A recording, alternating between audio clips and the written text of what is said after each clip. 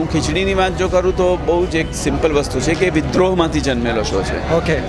એક એવી ઘટના થઈ કે આફ્ટર એક મહેલો સપનો કા અને અલ્પવિરામ આ બે શો મેં જ્યારે લખ્યા ત્યારે મને પછી મેં મારો પોતાનો આઈડિયા લઈને મેં એક બહુ જ મોટા નિર્માતાને કહું કે મારે છે ને મારે પોતાનું નિર્માણ શરૂ કરવું છે, એક પ્રોડક્શન શરૂ કરવું છે.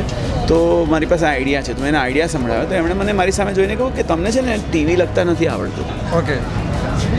તો હું થોડો વિચારમાં પડી ગયો કે અચ્છા જો એક મહેલો સપનો કા અને અલ્પવિરામ પછી એમ કોઈ મને કે મને ટીવી લખતા નથી આવડતું તો કદાચ મારામાં કંઈક ગડબડ છે. અને હું એટલો બધો ગુસ્સે થયો મારી જાત પર કે મેં જેડીને એક જગ્યાએ બોલાવ્યો. જેડી આવ્યો ત્યાં સુધીમાં મેં ખીચડીની વનલાઈન સંભળાવી કે આપણે ટીવીમાં જે થાય છે ને એનાથી ઊંધું કરશું. તો કે પણ લોકો હા ટીવી નથી આવડતું ને મને, તો જે ટીવીમાં ચાલે છે ને એનાથી એક્ઝેક્ટ ઓપોઝિટ કરશું. ટીવીમાં ત્યારે એ બધું બહુ હતું કે ભાઈ મોટાના વડીલોને આદર કર, વડીલોનો આદર કરો, અને છોકરાને એવું આપણે ઉલટો શો બનાવે છે, બધું વડીલોનો આદર ન કરે, બધા ગાંડા જેવું બોલે ને બધા ઉલટા જોઈએ ને કોઈ રિલેટેબલ ન હોય. ત્યારે બધા બહુ બોલ્યા કરતા હતા કે રિલેટેબલ લોકો હોય છે ને તો લોકો બહુ જુએ છે, આપણા લાગે છે. મેં કહું મારે આપણા નથી, મારે સાવ ઊંધા જ લોકો દેખાડવા છે. ત્યાંથી ખીચડીનો જન્મ થયો અને બહુ જ સફળ થઈ. ઓકે. તે બધા જ રૂલ્સ તૂટી ગયા. જે લોકો બોલતા હતા કે ભાઈ રિલેટેબલ લોકો, તો જરાય રિલેટેબલ આવા ગાંડા હોય કોઈ. પછી મોટાઓ આપણા વડીલોનો આદર કરો, વડીલોને તમે છે એ તો બિલકુલ નથી કરતા. બચ્ચાઓ એ લોકોને સરખી શીખ આપે બોલે છે, જે છે એ જ બોલે છે. નફ્ફટ લોકો છે, ઢીઠ લોકો છે અને સાચા લોકો છે, કોઈ હિપોક્રેસી નથી. તો પછી બધા વિચારવા પડી ગયા અચ્છા એટલે આ બધી થિયરી રોંગ, એટલે બધી થિયરી જે તમારી તરફ ફેંકવામાં આવે છે ને એ થિયરી ખોટી છે સાબિત કરવા માટે ખીચડી અને સાચું પડ્યું. ત્યારે પછી એ લોકોએ કહ્યું કે આવું કાંઈ હોય એટલે અમે સારા ભાઈ બનાવ્યું, જે રિલેટેબલ લોકોનું હતું, હિપોક્રેસીવાળી વાત હતી. સાવ દંભી લોકો. ત્યાં તમને અને પછી અગેન સ્ટીરિયોટાઇપ તોડવાની વાત કે ભાઈ સોફિસ્ટિકેટેડ હોય એટલે જમવાનું બનાવતા ન આવડે, ખોટી વાત છે. અને મિડલ ક્લાસ હોય એટલે ઘર સારું જ રાખે, એ પણ સાવ ખોટી વાત છે. આપણે એટલા સ્ટીરિયોટાઇપ્સમાં જીવી રહ્યા છે ને, એટલે સારાભાઈ એ પ્રયાસ એ હતો કે સ્ટીરિયોટાઇપ તોડીએ અને એક જુદી એક વિચારધારા આપણે ટેલિવિઝન પર આવી. ત્યારબાદ બા બહુ ઓર બેબી આવ્યું. બા બહુ ઓર બેબીનું એક જ કારણ હતું કે વાર્તા વગર લોકોને હોલ્ડ કરી શકીએ છીએ આપણે. તો બધા મને કહેતા હતા નહીં ચાલે, આ ન ચાલે, કારણ કે તમે વાર્તા વગર કેટલું હોલ્ડ કરશો.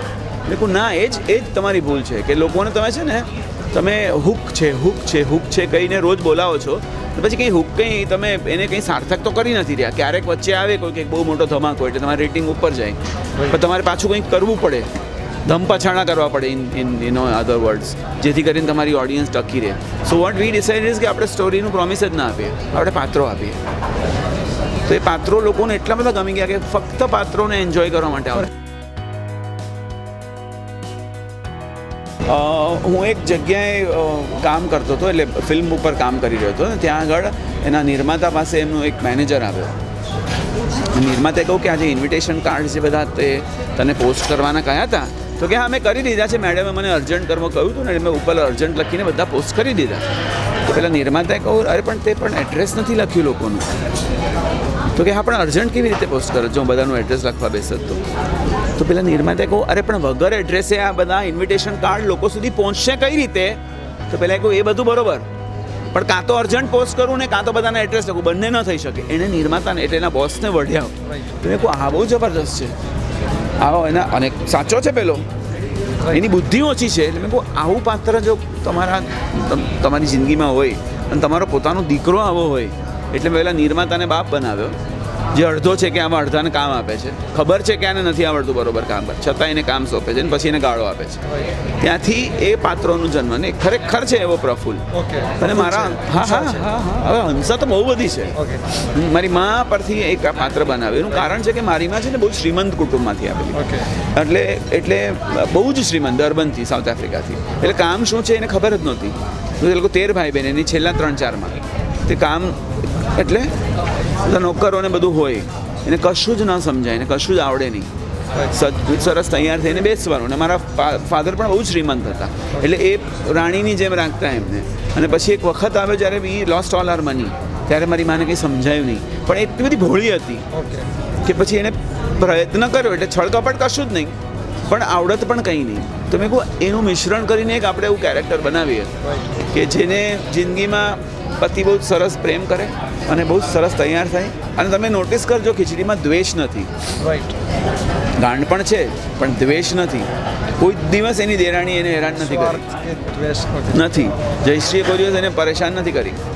હા હા, એ તો સારું ના આવે તો રસોડામાં, સારું ઉલટી આવે તો મુસીબત. Right. એ પ્રકારે અમે દેરાણી જેઠાણીના સંબંધને રીડિફાઇન કર્યો. ત્યારે છે ને બધા ટીવી શોમાં દેરાણી જેઠાણી એકબીજાનું ખૂન કરવા રેડી થતી. એ I am talking about 2002. So again breaking stereotypes, કે સંબંધોને નવી રીતે રજૂ કરીએ તો